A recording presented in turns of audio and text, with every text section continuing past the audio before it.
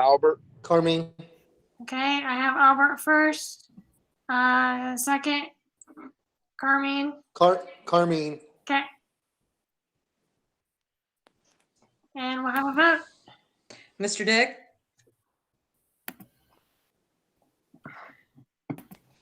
Yes. Mr. Lovely? Yes. Ms. Stryker? Yes. Mr. Albert? Yes. Mr. Carmine? Yes.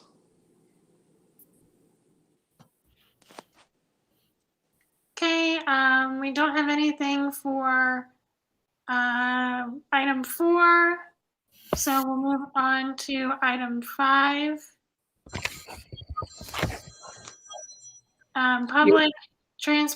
Public participation. It looks like we're looking at 5A, going over the length of school days for the high school and the middle school, the times that the kids start and are released, and also the elementary school. Also, calendar dates, beginning and end dates of instruction for the 2021-2022 calendar A. School would start on August 26th and would be done May 25th of 2022. Calendar B, it looks like we would start on August 23rd and be done by May 25th of 2022. Right. So the only things that I'll add is that every year we post our calendars in February and then we would board approve them in March. Okay. What will happen is the district leadership team had the opportunity to develop the calendars for next year. Mm-hmm. And so they picked 2 calendars, and those calendars will be sent to all staff to vote on. So the board will have feedback on which calendar the staff would prefer, and we can go over that at the March meeting. The biggest thing to consider between calendar A and calendar B is that calendar A does not have Fair Week off. Calendar A has only the Monday and Tuesday of that week off, which I think is the biggest difference. Mm-hmm. Calendar B, on the other hand, has the entire week off for Fair Week, like what we've typically been doing. Right. So those are the biggest differences in the 2 calendars. Nothing has changed with regard to length of school day or hours or any of those pieces. So really what the staff will have to give the board input on is whether or not, I mean, basically would be the start date of school, because depending if you go Fair Week or don't go Fair Week, it's a little different. Mm-hmm. And the having that Fair Week off. Otherwise, the calendars are very similar in general. Does the board have any questions about the 2 calendars or the process? No. I do not. When do you say those will go out, Jen? Ryan, when is the staff vote going out for the calendars? Do you know? Okay, because Ryan was going to set that up for us, how to do that.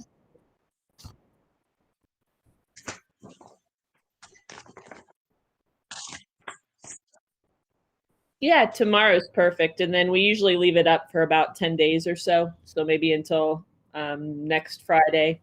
And then that data would go to the board. And you'll be able to see the breakdowns of the different classifications. Great. Okay. Item 6, reports of the treasurer. I would like to say a couple things. We received our tax rates and values in from the county auditor. And I know we talked about this in the finance committee. I'll just talk about this issue. Our total valuation went up by $4.4 million. There was a change though, from residential and agriculture, made a flip. So last year's agriculture was $18 million higher. So this year it's $18 million lower. And then the switch for the residential was $21 million lower last year, and now it's $21 million higher this year. Overall, there's a $4.4 million increase in the valuation. So you saw some increases in your taxes. We were in reappraisal year, and then you've got that switch between ag and res, and that's why you've seen a big increase on that. We will get our collection from that tax levy in March, as we normally do. Looking at where we ended February or January in our cafeteria fund, hanging kind of steady in a deficit of 200,000. Again, we're trying to make up for that loss since we are now in school mode. Obviously, now with you've got calamity days, that does make an impact as well. So just need to keep that in mind, that we'll probably have to transfer some funds at the end of the year.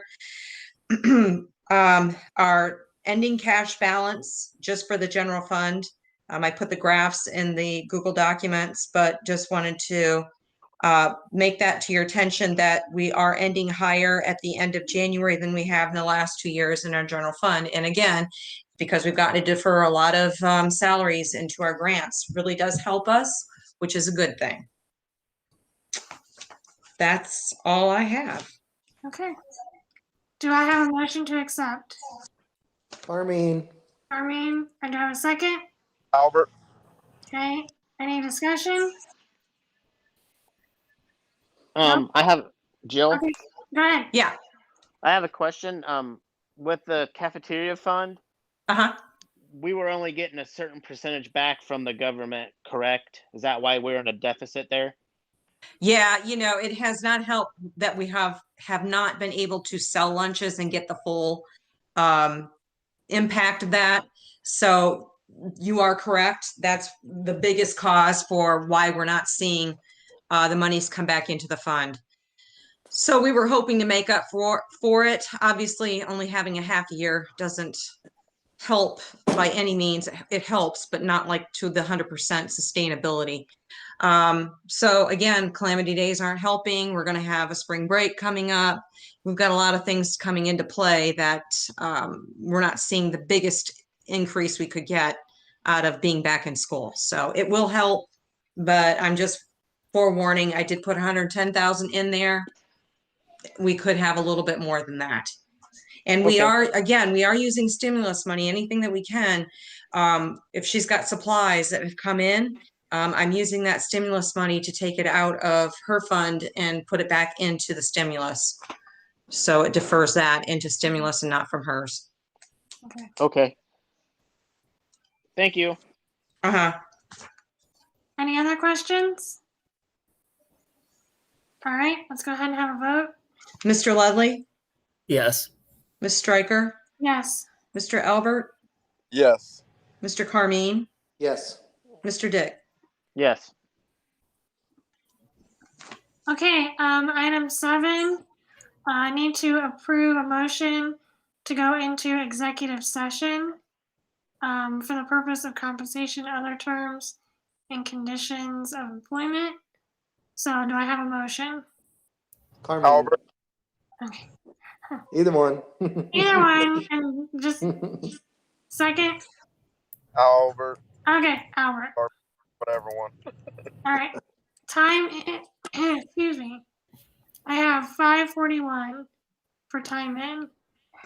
And for people watching or that are on the virtual meeting, what we're going to do is we are going to go into executive session and will not come back to the meeting until at least 7 o'clock. So you don't have to sit and wait online. You can log out and then log back in at 7. And we'll get there as soon as we can. Okay. All right. Can I have a vote, Just- please? Roll call. Yep. Okay, Ms. Stryker, Yes. Mr. Albert, Yes. Mr. Carmine, Yes. Mr. Dick, Yes. and Mr. Ludley. Yes. Okay. We're now in executive. All right.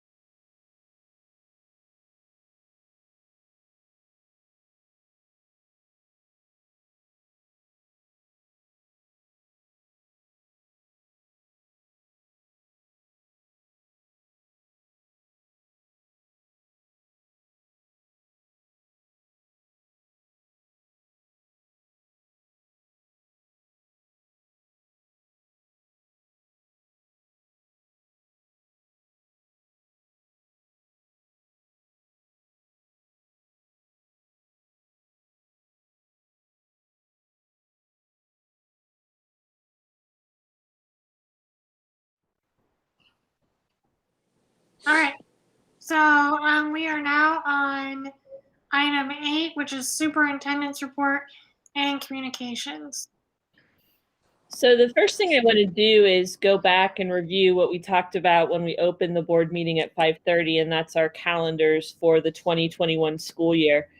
It's important to remember that in February or March, we always present our calendar options. We also then follow that with a staff vote so that they get to give input to the board on which calendar they prefer. And then in March, the board will vote on next year's school calendar. And so there's slight variations in the calendar, but they're not too many. Our calendar A gives only 2 days for Fair Week off to the students. So the students would get Monday and Tuesday off, and the staff as well, and be in school Wednesday, Thursday, Friday. That's the big difference. The first day of school would be August 26th in calendar A. Calendar B then would be the option to have Fair Week off, which is what we've done for quite some time now, to take the full week, the first week of September. So that puts our first day of school on August 23rd.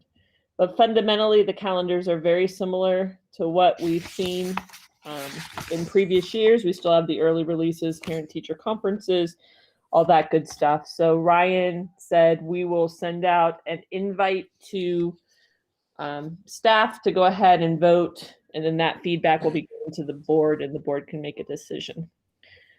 There's also some questions that I just want to talk through so everyone understands. You see now that when schools are closed, sometimes you'll see remote learning day as an alternative to making up a day later in the year. Right now, we currently do not have an agreement with our union to do that. We're working through that process. So we do not have school tomorrow. You can look outside and probably see why that decision was made. So that means that we have 2 calamity days left before Kenton would have to start making up days. My gut says is that we'll have a remote learning agreement in the near future where we'll be able to make up calamity days after those 2 days remotely. If not, we have to follow our negotiated agreement. And that means that we would be making up days at the end of the year. Now, some of those days may not be days that students have to attend, because students have to attend a certain number of hours a year, and they have a little padding to be able to maybe have an additional calamity day or so. But those decisions and that communication will come out as soon as we know more. So just know we have 2 calamity days left as scheduled, as planned in our calendar and our agreement, and that we're working to come up with a remote learning day makeup that would benefit our students and our staff. And the third thing that I have to share tonight, just to make sure that everyone understands, is that if you've been watching the governor speak, the teachers and K-12 education have been given a priority to receive the vaccine. The week for Hardin County schools to receive their vaccines is this week. I'm proud to say that Kenton plans to offer vaccines to 200 people that work in our district. But with each person taking a significant amount of time, about 30 to 45 minutes for the entire process, it is going to take us a whole day to vaccinate 200 people. And so on Friday, February 19th, that will be a remote learning day for our students. We just don't have enough subs to cover. Unfortunately, we have to use the vaccine because this is the time that we're getting it. And that process, we also need quite a large location to support our staff through this process. So we also need to be able to shut down our Kenton Elementary School gymnasium to be able to get this for our staff. And in the long run, I think it will really pay off. And I'm really proud of our staff for the numbers that we have getting vaccinated, because this will help us to be able to stay operational. Several of the remote learning shutdowns that we've had have been strictly based on the fact that we didn't have enough staff. We didn't have enough subs to serve our kids. And I think that this is a really positive step towards helping us stay open. So with the Moderna vaccine, we have to have a second round 4 weeks roughly later. So our next scheduled remote learning day, so that we can give those 200 people the second dosage, would be on March 19th. And just something to keep in mind that I really didn't know until I started sitting in on the health department meetings is that wherever you get your first dose, you must get your second dose. So that's why it will be the same people going through the cycle together, if you will. So your building principals will be sharing information. Your teachers will be sharing information on what that day, Friday, will look like. And again, if it creates a hardship or you have questions, don't hesitate to call your buildings. Your teachers and principals will work with you throughout that process. So I think that's all I have, Sheena. All right, thank you. Any questions for Jen? Hey, can I ask one real quick? This is Tim. Jennifer, on the 200 people, what percentage of the staff is that, would you say? Yeah, let me do math. Give me 1 second. Because it did change because we were able to let's see.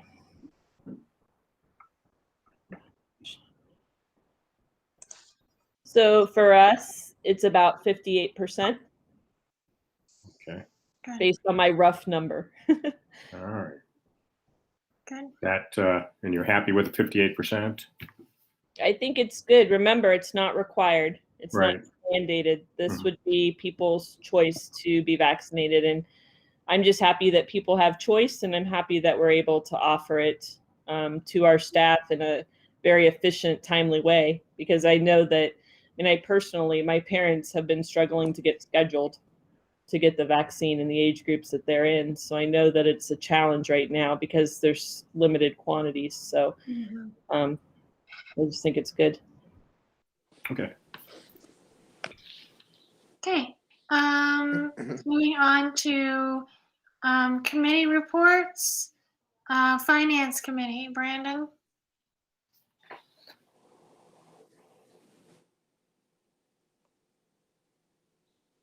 You're muted, Brandon. There we go. Sorry about that. Yeah. All right. I just have just a few topics to go over and cover here that we had talked about earlier in our finance meeting. And if I leave anything out, Jill or Jennifer, feel free to cover me on that. I think the few things that I took from it was that I know Jill had mentioned that there was some stimulus money possibly coming our way through the ESSER 2 monies. And I think there's almost $2 million coming on that second round. And in our conversation that we were having, that stimulus money isn't necessarily as stringent as what the first round was.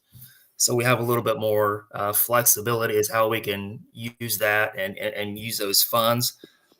I know that she had also talked about, and we had talked about possibly looking to use some of those funds toward possibly purchasing some new buses, and maybe even looking into purchasing a new special needs bus as well.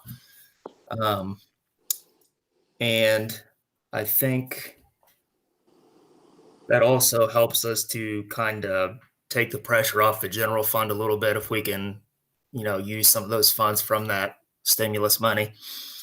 And I know we'd also talked about we are currently, I think, budgeted for 3 social workers. And right now, currently, we have about 1.5. So we were kind of looking into filling those other positions as well. And I think the last piece that I have that we had spoken about was the purchase order to upgrade some of the band instruments. Mhm. And I think that we were going to probably look at using student wellness funds, if I'm correct in that, to do that. So I think that's all that I've got through that meeting that we had. So Any questions for Brandon? No? Okay. Extracurricular committee.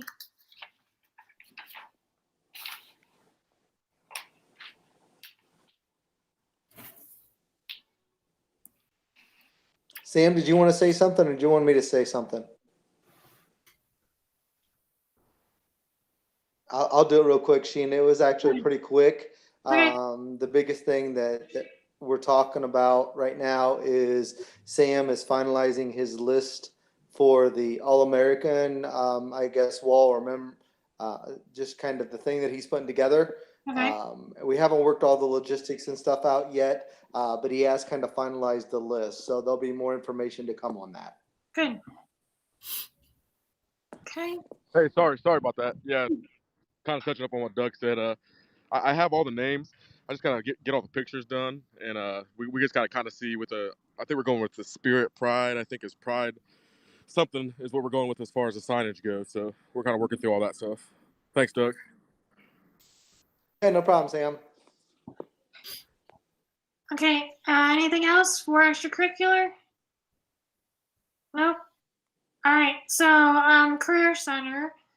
On February 4th, High Point broke ground for their Career Center's construction renovation building project. This renovation will include updated classrooms, which include academics and career labs, new career program spaces for culinary arts, cosmetology, and health careers academy labs.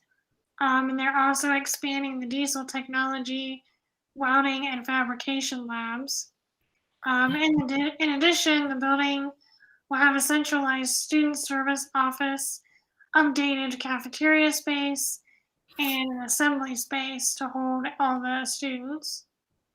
On March 24th, they'll be having their all boards banquet. This is open for Board of Education members, superintendents, and treasurers are invited to come to campus and enjoy a catered dinner.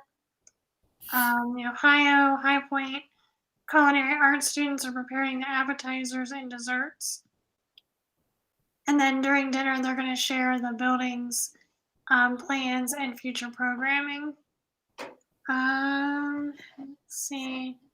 And then High Point is planning to send out the first wave of admission decisions in mid-February. Students can still apply to programs. And there's a link, ohiohighpoint.com/apply. In addition, Ohio High Point is offering seniors only 1-year credential programs for students to graduate with their ASE, NCCER, and OCNT, and physical therapy aid credentials. And all that information is on the website. So that's all that I have for Career Center. Curriculum and instruction.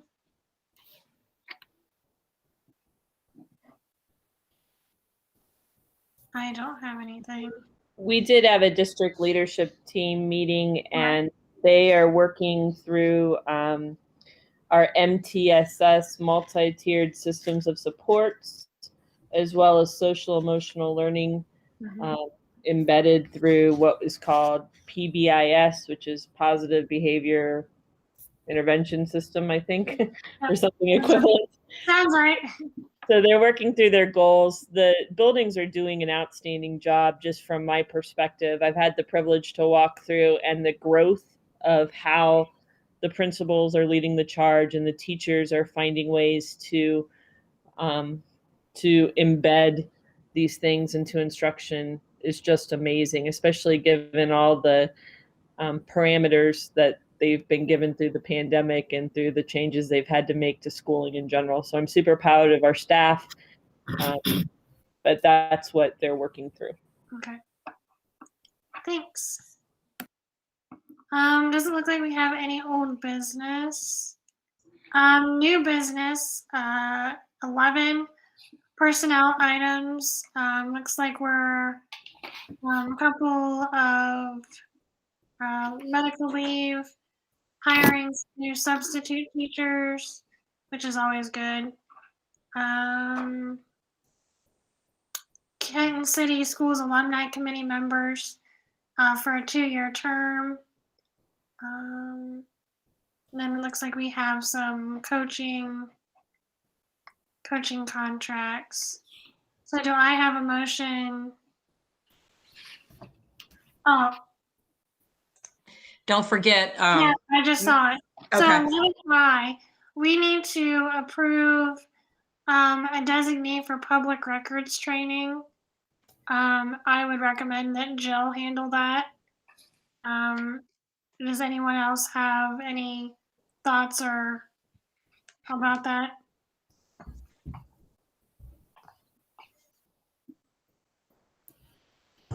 I second Joe handling that. Okay. All right. Sounds good. So we'll just have Jill write her name in there for us. Got it. Can I have a motion to accept a? Okay. And second? Ledley. Ludley. Okay. Any discussion? No? Okay. I'll take a vote. Mr. Carmine,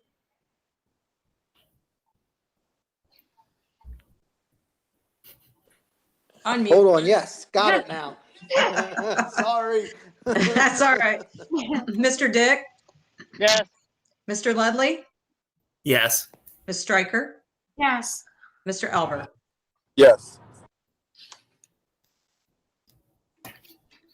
Okay. Item 12. 12A. Jen, do you kind of want to talk about 12A? Yeah.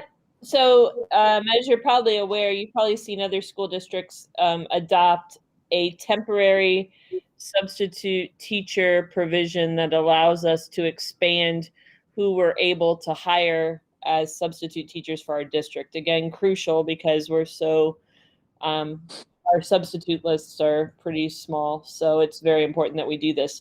So if you're looking at the agenda and you look down near the bottom, we are doing something creative that you might not have seen others do. But the first part is very standard, so that you have to have a high school, be a graduate of high school or statement of high school equivalency, and that you have to be 21 years of age. Just so that you know, in the Kenton City School District, we also have a substitute interview process that people would need to go through. It's pretty simple, but we do reference checks and follow up on our applicants. So that's standard. What's not is what's at the very bottom.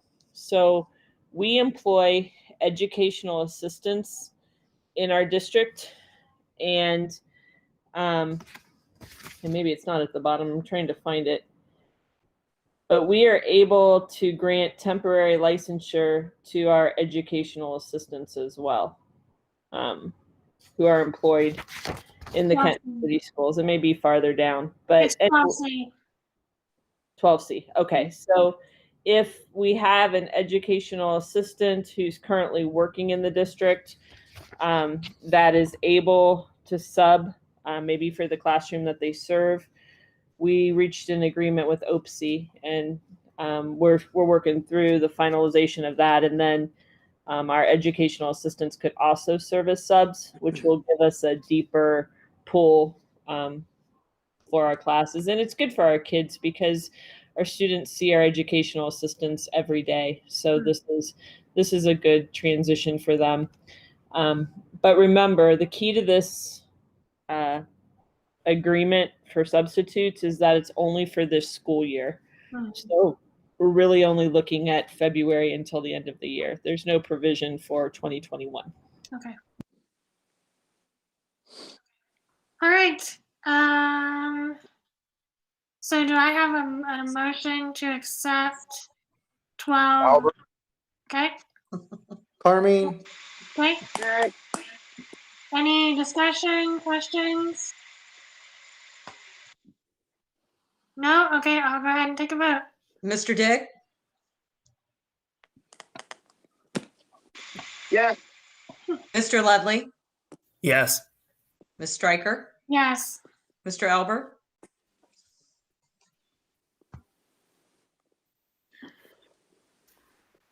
unmute, unmute.